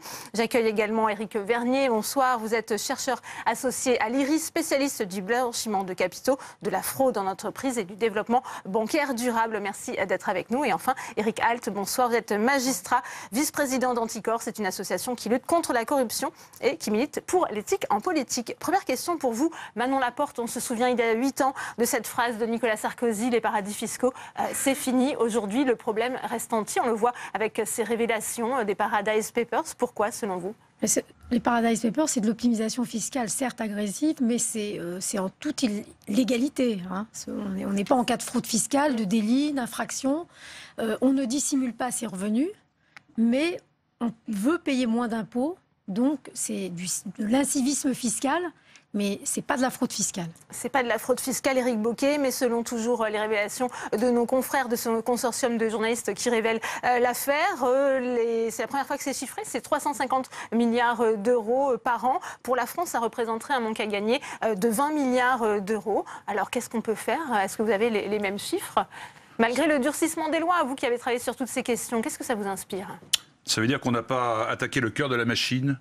Moi, quand j'entends ce débat récurrent sur optimisation, évasion, c'est le cas. C'est un ministre des Finances britannique qui a dit la différence entre les deux, elle est dans l'épaisseur du mur d'une prison. Dennis Healey, chancelier de l'échiquier dans les années 80. Et si c'est légal, pourquoi ça se pratique avec autant d'opacité et de discrétion et de dissimulation? Pourquoi ce sont des cabinets dont on découvre l'existence à l'occasion de ce travail remarquable des journalistes d'investigation pendant des mois sur des millions de documents? Pourquoi il faut ça pour que la vérité apparaisse au grand jour si c'est légal? Où est le problème dans ce cas-là?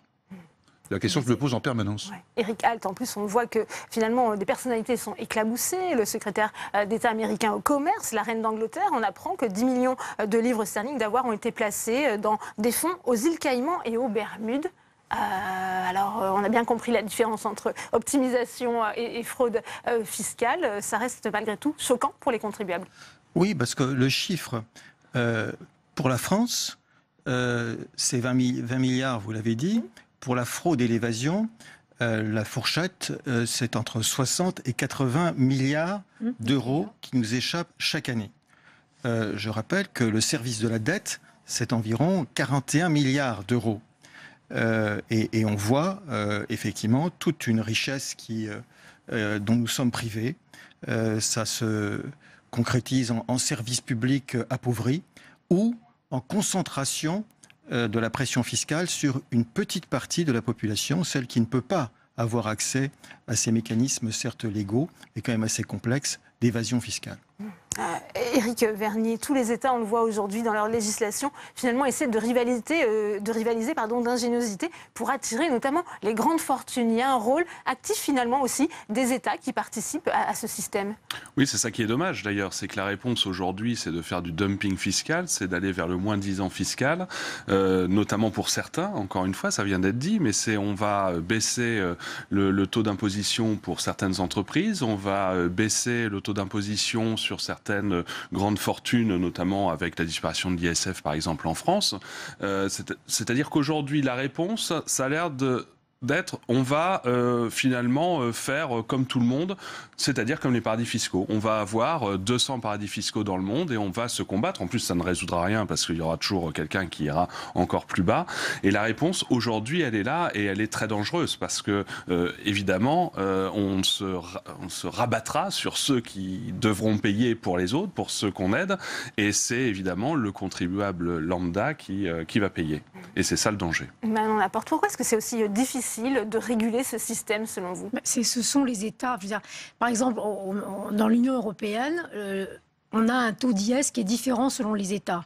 La majorité, c'est l'unanimité, c'est la règle qui s'applique. Impôt sur les sociétés. L'impôt sur les sociétés. Donc, s'il y a une volonté politique, il faut aussi que les États se mettent autour d'une table et qu'on ait une harmonisation fiscale dont vous étiez d'accord, d'ailleurs, il y a plusieurs années, le droit des accises, c'est-à-dire une base de droit des sociétés consolidé où, effectivement, il y a un impôt européen. Sinon, on ira toujours au plus 10 ans. On préférera être exonéré des plus-values en Belgique plutôt que de payer un taux important ici. C'est possible, ça, Éric Bocquet, cette harmonisation fiscale, notamment au niveau européen, quand on voit les pratiques de certains pays, comme l'Irlande, notamment. Et les Pays-Bas. Oui, où Manon Laporte. Je crois que si on avait commencé l'Union européenne il y a 60 ans, avec le traité de Rome, si on avait fixé comme objectif à 20 ou 30 ans d'atteindre effectivement une harmonisation fiscale et harmonisation sociale en même temps, nous y serions 60 ans plus tard. Or, c'est l'inverse qui a été fait. On a ouvert un grand espace commun en élargissant les écarts entre les salaires minimaux, entre les taux de fiscalité, et donc forcément, c'est la jungle. Ça nourrit forcément le moins-disant et le dumping. Et au bout, ce sont les États qui sont dépouillés pour construire des sociétés civilisées et rendre des services à la population qui les ont désignés. L'enjeu, il est là. On est sur un enjeu de fond, là. Éric Alt... Cette optimisation fiscale, cette concurrence agressive, c'est une course à l'abîme course à l'abîme. Et il ne peut pas y avoir de destin européen commun si il y a une concurrence fiscale telle qu'elle existe aujourd'hui entre les États. Il ne peut pas y avoir de système de libre-échange à l'échelle mondiale si, par ailleurs, les mêmes pays se font une concurrence fiscale agressive. Et donc, c'est... Dans quelle société, dans quel monde voulons-nous vivre? C'est ça la question qui finalement est posée derrière ces révélations. Éric Vergny, il y a un problème de manque de coopération inter-État au niveau européen, mais aussi la coopération internationale de ces pays qui sont pointés du doigt comme paradis fiscaux. Oui, en général, d'ailleurs, c'est avec l'accord tacite de tout le monde, pour différentes raisons. Alors, soit on a besoin de ces territoires, y compris les gouvernements des démocraties, qui ont besoin, dans certains cas, de ces territoires. On a les entreprises nationales qui, finalement, sont plus compétitives si elles payent moins d'impôts. Ça peut paraître bizarre, mais, par exemple, les États-Unis font en sorte que leurs entreprises puissent payer moins d'impôts ailleurs, à l'étranger, pour être plus compétitifs contre les entreprises étrangères. Donc finalement, il y a une complicité tacite de tous les États, parfois par intérêt personnel aussi. On l'a vu d'ailleurs dans les révélations depuis hier, mais ça va continuer. Ceux-là même qui doivent combattre la fraude sont parfois dans la fraude. Et puis, il y a aussi des accords internationaux. Vous savez, vous avez toujours l'intérêt supérieur qui prévaut. Et donc, quelquefois, on a des accords comme ça. Tu ne m'embêtes pas trop sur mes dispositions territoriales et en échange, je voterai ta résolution dans tel organisme international. Et donc, on a finalement une complicité objective ou parfois tacite. Ouais. Je vois acquiescer Éric Bocquet, mais ça reste révoltant. Complètement. Écoutez, un exemple très concret. Là, dans les Paradise Papers, il est question des Bermudes. Si je regarde la liste française des paradis fiscaux, les Bermudes n'y figurent même pas. Comment c'est possible? Il y a 6 ou 7 territoires. On y a rétabli en catastrophe le Panama l'an dernier parce qu'à l'évidence, on ne pouvait pas ne pas inscrire le Panama après les Panama Papers. Et on a le Guatemala, on a Niue, Nauru, le Botswana et le Citala de Brunei. Il n'y a pas Jersey, il n'y a pas Guernesey, il n'y a pas les Bermudes. Alors, il ne faut pas affirmer dans les discours qu'on combat l'évasion fiscale et ne pas se donner les outils pour effectivement mener la bataille. Il y a une ambiguïté évidente. Vous vous rappelez tout à l'heure que Nicolas Sarkozy avait en son temps décrété la fin des paradis fiscaux sur un ton très péremptoire au lendemain du G20 de Londres. Et on en est où aujourd'hui? On n'a pas avancé d'un pouce. On était dans le cas de l'assistance administrative. Vous vous rappelez il a décrété la fin des paradis fiscaux, Madame Laporte. Oui, il avait peut-être décrété la fin des... Mais encore une fois, on ne parle pas de paradis fiscaux, on parle d'optimisation fiscale. Pardon d'y revenir. Et alors, il y a aussi un problème, outre la pression fiscale, il y a la sécurité fiscale. Elle passe par des paradis fiscaux, cette optimisation fiscale, Manon Laporte, par des montages compliqués, puisque l'Irlande, c'est pas un paradis fiscal, c'est un pays européen. Les Pays-Bas, c'est un pays européen où effectivement les redevances ne sont pas taxées. C'est pour ça que d'ailleurs Google a une holding là-bas. Les dividendes ne sont pas taxés. Donc on choisit son pays parce qu'il y a des règles fiscales qui sont plus intéressantes qu'ailleurs. Donc ce n'est pas forcément un paradis fiscal. Un paradis fiscal, ça obéit à un certain nombre de règles. L'assistance administrative, qui sont... il y a plusieurs règles, la sécurité, le secret bancaire, etc. Donc il n'y a pas que la pression fiscale. Et je voulais ajouter que hormis la pression fiscale, il y a aussi l'insécurité juridique croissante en France. Et il faut aussi se poser la question pourquoi les investisseurs se dirigent aussi peut-être vers d'autres États que la France. Ouais. Qu'est-ce que vous appelez de l'insécurité juridique? Ça change la loi de finances. Au lieu de prévoir une règle pour 5 ans, et je ne parle pas de la rétroactivité des règles fiscales, elle prévoit des règles qui changent tous les ans. On découvre toute la difficulté de lutter contre les paradis fiscaux, c'est que même dans la sémantique, on va jouer sur les mots en disant, vous voyez, ça ne correspond pas à la définition, donc ça n'est pas un paradis fiscal. Je suis désolé, quand on voit les montages des GAFA qui passent par les Pays-Bas, par l'Irlande, par les îles Vierges britanniques, on est bien dans des montages sophistiqués qui font appel plus à l'abus de droit qu'au droit, et donc plus à l'évasion fiscale qu'à l'optimisation fiscale, et donc de dire, bon, à partir du moment où vous avez tel ou tel élément qui n'apparaît pas, vous n'êtes pas un paradis fiscal. Je crois que là, effectivement, juridiquement, ça se défend. Dans les faits, aujourd'hui, le grand public voit bien. C'est pas moi qui le défends, c'est l'OCDE. C'est l'OCDE qui donne un certain nombre de critères. Des juristes, je ne parle pas de vous. Mais ce sujet est parfaitement identifié depuis de nombreuses années. Et il y a d'ailleurs eu d'excellents rapports parlementaires sur le sujet, dont celui de M. Bocquet. Et il y a aussi eu des mesures qui ont été adoptées par le législateur. Mais c'est vrai que certaines de ces mesures, parmi les plus importantes, les plus audacieuses, ont été censurées par le Conseil constitutionnel. Je me souviens, en 2013, le législateur avait voté l'obligation pour les intermédiaires financiers de dévoiler les schémas d'optimisation fiscale. Ceci a été censuré par le Conseil constitutionnel. Le législateur avait prévu de connaître les bénéficiaires réels des trusts et des sociétés écrans. Ceci a été censuré par le Conseil constitutionnel. Au nom du secret bancaire, alors, au nom soit de la liberté d'entreprise, soit de la liberté privée, soit de l'imperfection rédactionnelle, mais ceci a été censuré. Le législateur avait adopté la dernière session l'obligation de reporting pays par pays, c'est-à-dire de dévoiler des informations capitales pour les entreprises, savoir dans quel pays elles payent des impôts, dans quel pays elles ont des employés, ce qui permettait effectivement de dévoiler les mécanismes de prix de transfert, de prix de cession interne, donc d'évitement de l'impôt. Bien, là aussi, ça a été censuré par le Conseil constitutionnel. Donc je pense que nous-mêmes, par rapport à notre propre architecture juridique, par rapport à notre Constitution, et peut-être par rapport au Conseil constitutionnel, nous avons un vrai problème. Éric Bocquet, on le disait, tous ces pays, ce sont des nains politiques, ça a été rappelé, mais ils arrivent à imposer leurs lois, finalement, aux grands États industriels. C'est paradoxal ? Je crois que les États ont capitulé et abdiqué leur pouvoir. C'est parce qu'ils détiennent l'argent, ces États. Ils pèsent très lourd, les États, les îles Anglo-Normands, les Caïmans, les îles... Ça pèse énormément, on le sait bien. Donc ceux qui tiennent l'argent sont ceux qui tiennent le pouvoir. Et il y a eu une bascule de ces 30 dernières années. Le pouvoir n'est plus dans les assemblées. Je le dis tranquillement, le pouvoir, il est ailleurs. Il est dans ceux qui financent les États, qui financent la dette. Monsieur Alt, il faisait référence, effectivement. Le déficit de la France, c'est 2 fois les intérêts qu'on paye chaque année aux marchés financiers qui nous financent. Ça va durer combien de temps ? Parce qu'on a réemprunté l'an dernier 185 milliards et on prévoit de réemprunter en 2018 195 milliards. Mais ça ne va jamais s'arrêter. C'est un cycle infernal. Le pouvoir a été abdiqué. Il faut que le politique, avec un P majuscule, reprenne les affaires du monde en main. Je pense qu'on est arrivé à ce stade-là de l'évolution de l'économie. Manon Laporte, c'est possible quand on voit les censures consécutives du Conseil constitutionnel. Le politique peut reprendre la main sur ces scandales. Oui. Le politique doit reprendre la main, c'est essentiel. Mais alors pourquoi ne pas modifier la fiscalité, par exemple, de Google ? Faire que, puisque Google, le tribunal administratif a rejeté la demande de l'administration, évidemment, puisque Google n'a pas d'établissement stable. Alors il faut peut-être se poser la question, pourquoi on ne va pas taxer les actifs immatériels ? Pourquoi on ne change pas de taxation, finalement ? Et c'est ce qu'avait proposé Pierre Collin, qui est conseiller d'État, d'ailleurs, en 2013.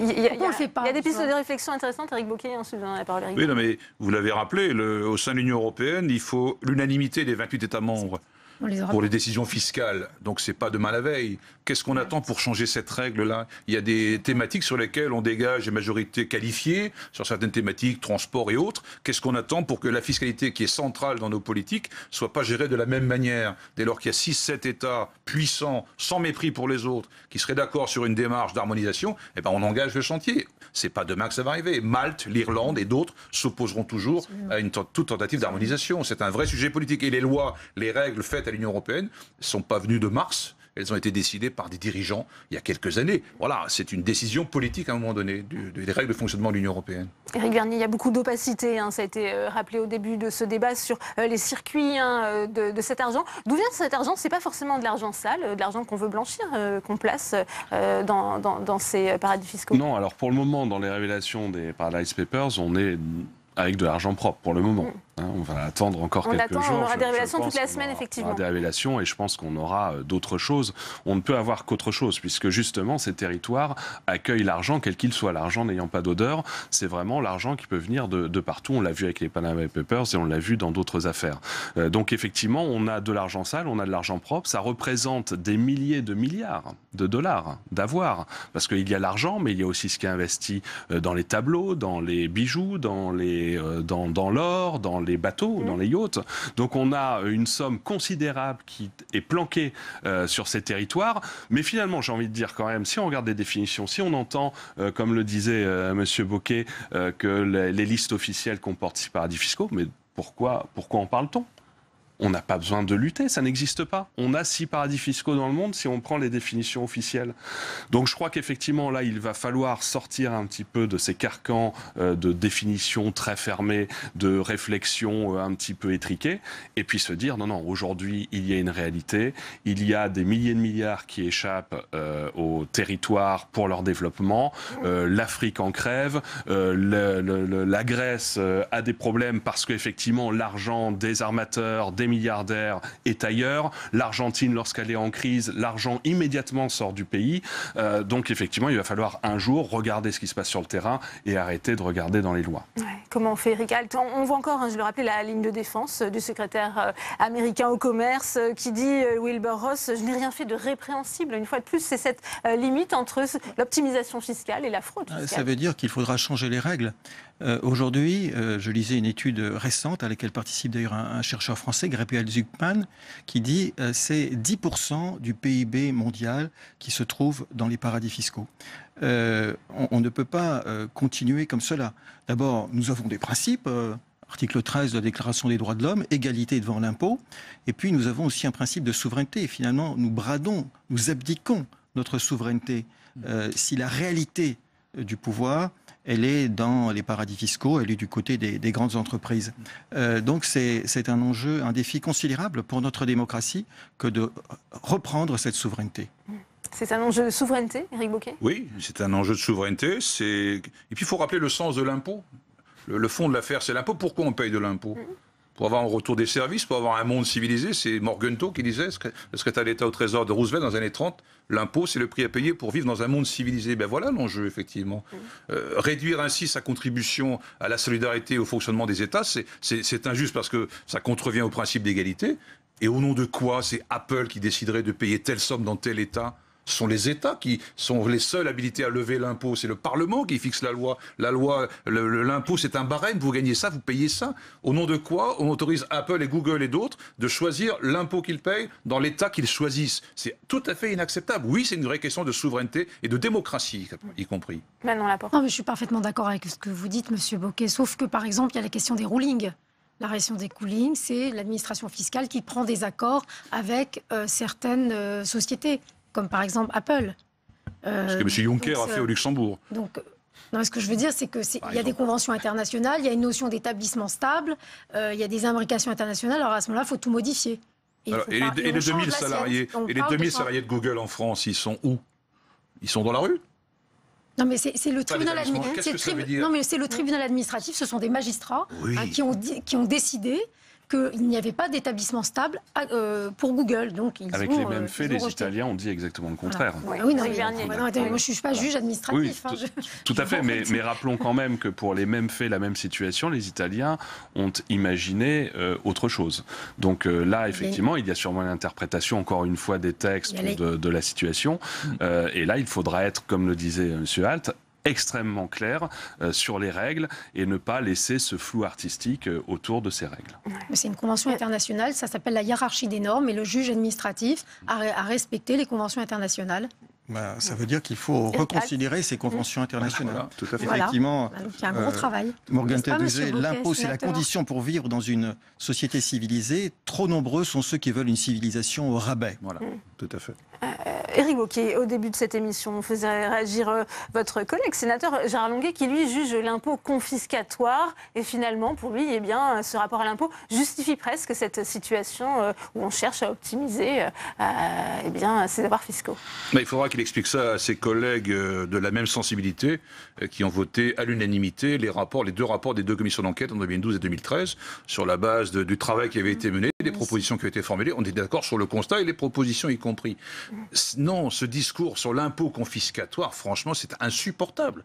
La moitié des ressources du budget de la République, c'est la TVA, que tout le monde paye. Même le bénéficiaire du RSA paye la TVA tous les jours avec sa petite consommation. Là, il y a une injustice flagrante. Mais l'impôt confiscatoire, enfin, attendez, il y a 3250 familles françaises les plus riches de ce pays, donc, ont 140 milliards d'euros dans les paradis fiscaux. On va accepter ça jusque quand ? Il n'y a pas d'argent dans ce pays, il n'y a pas de richesse, il n'y a pas d'euros.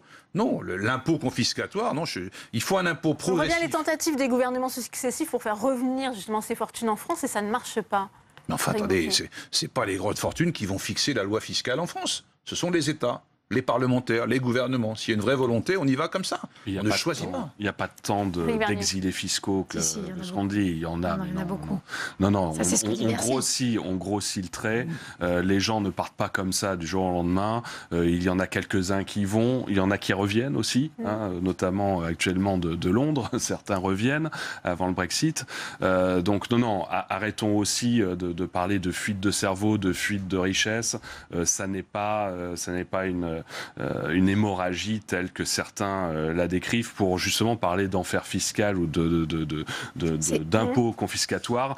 On est quand même très loin de cela. Le problème n'est pas là et on ne va pas faire des montages dans les paradis fiscaux pour échapper à un impôt qui paraîtrait peut-être un petit peu trop important.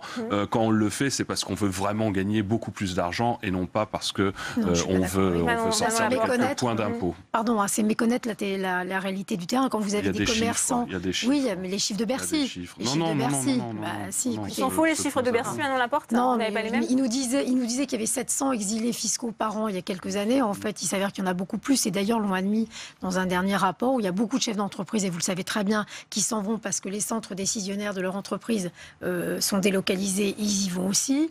Donc il y a beaucoup plus de gens, et y compris des professions libérales qui déménagent, y compris, j'avais le cas de... Non, mais vous dites non, mais il faut aller faire une enquête et regarder vraiment ce qui se passe, au lieu de dire que vous n'y croyez pas. Non, moi je m'inquiète. Y compris les retraités. En revanche, comme l'université, par exemple, est sous-financée, nous avons beaucoup de brillants chercheurs qui quittent la France pour aller à l'étranger.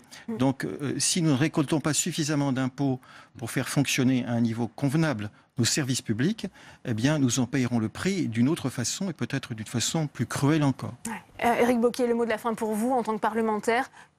Qu'allez-vous faire, cette nouvelle révélation 100 fois sur le métier, remettre son ouvrage, des questions au gouvernement, des demandes de commission d'enquête, le travail continue, parce qu'on est loin du bout, parce qu'on a eu HSBC, on a eu UBS, on a eu Offshore Leaks, LuxLeaks, SwissLeaks, etc. Et demain, d'autres affaires surgiront. Il va falloir vraiment que le politique s'attaque résolument, avec clarté, transparence et détermination à ce sujet. Sinon, on va encore pleurer, on va s'émouvoir quelques journées, et la vie ne va pas changer. Voilà. Merci à vous, Éric Bocquet. Merci, Éric Alt. Merci, Éric Vergnier. Merci à vous, Manon Laporte. Comme tous les lundis, c'est l'heure de sénateur à domicile. Aujourd'hui, direction le Finistère, sur les pas de Michel Canévet. L'élu centriste tire la sonnette d'alarme. Vous allez voir, sur la vétusteté de la flottille et des pêcheurs. Il s'inquiète aussi du renouvellement des générations. C'est un reportage de Fabien Recker. C'est un grand jour pour le port du Guilvinec. Le bar à Braise, un chalutier de 24 mètres et 260 tonnes, reçoit un dernier coup de peinture. Demain, il prendra la mer pour la première fois, avec 7 marins et un apprenti à son bord. Ce nouveau bâtiment fait la fierté de ses propriétaires, l'armement Bigoudin. Je crois que je serai heureuse quand je verrai le bateau partir en mer et revenir après sa première marée. Et quand le patron me dira tout est bien, j'ai bien pêché, le bateau marche bien. Si l'émotion est au rendez-vous, c'est parce que des images comme celle-là se sont faites rares dans le Finistère. Certes, après des années de crise, le secteur de la pêche connaît une embellie, mais paradoxalement, il est frappé par le vieillissement des bateaux et des hommes. On a une flottille de pêche qui est très ancienne, la moyenne d'âge dépasse les 30 ans, ce qui est absolument anormal parce que sur la route, qui accepterait de continuer, hormis les amateurs de véhicules anciens, à circuler avec des voitures de plus de 30 ans? Non, personne. Il faut savoir que c'est un outil de travail et donc un outil de travail, ça se modernise. On ne va pas attirer des marins à la pêche si la flottille ne se modernise pas, s'ils ne vont pas sur des navires qui aujourd'hui sont adaptés pour la vie à bord, pour faciliter le travail. Parmi les freins au renouvellement, les pêcheurs du Finistère dénoncent surtout la réglementation européenne, une réglementation trop lourde qui rebuterait les jeunes à entrer dans le métier. Il est 5 heures dans le port de Saint-Guénolé. Comme tous les matins, Bertrand Daden prend la mer à bord du Saint-Nona, un bateau vieux de 46 ans. Afin de protéger la ressource, l'Europe impose une limitation de la puissance des moteurs. Aujourd'hui, Bertrand pêche du lieu et de la sole. Sa vitesse est limitée à 6 nœuds. Pour lui, c'est une perte de rentabilité. Si j'ai une demi-heure de route avec un bateau rapide, on arrive quand même à 10 minutes. Donc une perte de temps, s'il n'y a pas de poisson, on est coincé dans un secteur, on ne peut pas se déplacer. Et la journée, elle peut être loupée et gâchée à cause de ça. Si Bertrand ne peut pas se payer de bateaux plus récents, c'est aussi à cause du contingentement de la flottille. En clair, pour avoir le droit de mettre en exploitation un nouveau bateau, il faut d'abord envoyer un bateau ancien à la casse. Le marché de l'occasion est donc très convoité. Robert Bourguéon connaît bien le problème. Pêcheur à la retraite, il voit son fils de 26 ans se lancer dans le métier et investir 400 000 € dans ce chalutier vieux de 59 ans.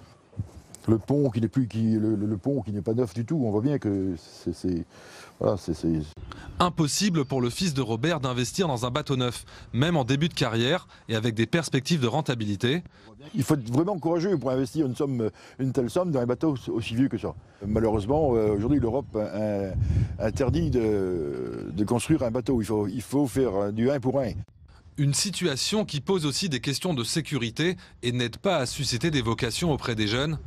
Alors que dans la baie de Saint-Guénolé, 3 générations de phares témoignent de l'ancienneté de la pêche dans la région.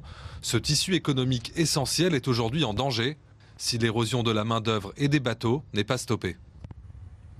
Michel Canévé nous a rejoint sur ce plateau. Bonjour. Bonjour. On découvre avec vous et à travers ce reportage ce problème peut-être méconnu de vétusteté de la flottille. Est-ce qu'il a été sous-estimé pendant des années, ce problème, selon vous ? Le problème, c'est que la pêche est une activité importante sur le littoral. La France est un grand pays maritime puisque nous possédons la deuxième étendue maritime la plus importante au monde. Et malgré cela, nous sommes très, très importateurs de poissons. On ne pêche pas suffisamment de poissons pour nourrir la population. Et donc, on a assisté ces dernières années, en fait, à une vraie érosion de la flottille, tout simplement parce qu'il y avait moins de marins-pêcheurs, mais aussi parce qu'il y a eu plusieurs plans de sortie de flotte, c'est-à-dire des subventions qui ont été données par l'État pour casser des navires, ou des navires qui ont été vendus à l'extérieur parce qu'on ne trouvait pas de repreneurs. Et tout ceci fait qu'aujourd'hui, il y a de moins en moins de navires de pêche et ça devient préoccupant. Et il y a guère eu de renouvellement ces dernières années des navires, puisque la moyenne d'âge est de l'ordre de 30 ans, ce qui est quand même important. Comment on fait pour justement inverser ce système maintenant que finalement, vous le disiez en France, ça va un petit peu mieux pour les pêcheurs? Oui, aujourd'hui, on gagne très bien sa vie à la pêche. Et donc on manque de marins qui veuillent s'investir parce qu'on aura besoin de renouveler tous ceux qui vont partir à la retraite. On aura aussi besoin de patrons pêcheurs puisqu'il y a 2 types de pêche. Il y a les patrons artisans qui sont donc propriétaires de leurs navires et qui vont en mer. Et puis il y a ce qu'on appelle des armements qui ont plusieurs navires et qui donc emploient des marins pour cela. Et les armements arrivent maintenant à peu près à renouveler le navire. On l'a vu dans le reportage, un navire a été inauguré samedi au port du Guilvinec. Ça montre que des choses se passent. Mais pour les pêcheurs, les patrons artisans, c'est plus compliqué parce que ça représente des coûts extrêmement importants. Un navire, c'est de l'ordre de 1 million d'euros, à 2 millions d'euros, suivant la taille du navire. Donc, les banques aujourd'hui demandent des apports financiers importants, de l'ordre de 30%. Donc, il est difficile pour un individu de pouvoir apporter un autofinancement sur un navire de 1 million d'euros. Ça fait 300 000 euros. C'est tout à fait conséquent. Et puis, il y a effectivement cet encadrement européen. D'ailleurs, on voit les pêcheurs à plusieurs reprises parler de l'Europe. C'est le bouc émissaire idéal, selon eux. Vous les soutenez dans cette démarche? Alors, on a tendance effectivement à accuser l'Europe de tous les maux. Ce n'est pas tout à fait la réalité. Alors, on parle de l'Europe tout simplement parce que la mer est gérée par l'Europe. Ce ne sont plus chaque gouvernement qui gère le domaine maritime, mais tout cela est géré par l'Europe, tout à fait normalement d'ailleurs, puisque les poissons n'ont pas de frontières. Et donc, il paraît logique de gérer la ressource de manière collégiale. C'est ce qui est fait effectivement en Europe. Alors, l'Europe aussi, pour éviter qu'il y ait une surpêche, a encadré la capacité de pêche. C'est-à-dire à limiter le nombre de navires. D'où les plans de sortie de flotte, les plans de casse qui ont eu lieu pendant un certain nombre d'années. Mais on n'est plus du tout dans la situation où on manque de poissons dans la mer. Non. Aujourd'hui, il y a suffisamment de poissons à pêcher. Les bateaux qui vont pêcher aujourd'hui gagnent très bien leur vie, ramènent beaucoup de poissons. Tout cela est bien organisé dans la mesure où il y a chaque année des discussions sur des quotas de pêche, c'est-à-dire un nombre autorisé de pêche sur chaque espèce. Et ça se passe très bien, c'est géré. Donc aujourd'hui, on pourrait construire de nouveaux navires, augmenter à nouveau la flotte de pêche. Vous êtes parlementaire, sénateur, qu'entendez-vous faire? Comment pouvez-vous agir justement pour aider ces pêcheurs? Je crois qu'il faut déjà que le gouvernement soit persuadé qu'aujourd'hui, il faut arrêter de supprimer des navires. Donc pas de nouveau plan de sortie de flotte. Au contraire, il faudrait arriver à convaincre que la flottille de pêche n'est plus suffisante pour faire face aux besoins. Et que donc il faut qu'on réouvre les choses, sachant que les captures de pêche, elles, restent contingentées, c'est-à-dire limitées. Mais il pourrait y avoir beaucoup plus de navires. Ça veut dire qu'on pourrait octroyer des nouveaux droits à construire des navires à un certain nombre de patrons pêcheurs, à un certain nombre de marins pêcheurs. Moi, je plaide aussi pour que il y ait différents dispositifs de soutien aux patrons pêcheurs pour renouveler leur flottille. Aujourd'hui, on a des dispositifs de prêts sans intérêt qui sont montés. Moi, je crois aussi que la population locale pourrait s'investir. On parle beaucoup de crowdfunding aujourd'hui. Pourquoi pas mobiliser l'argent qui dort sur les comptes bancaires pour aider des patrons à... votre appel est lancé. Merci Michel Canévet d'être venu en parler sur ce plateau. C'est la fin de cette édition. Merci à vous de l'avoir suivi. Très bonne soirée et à demain.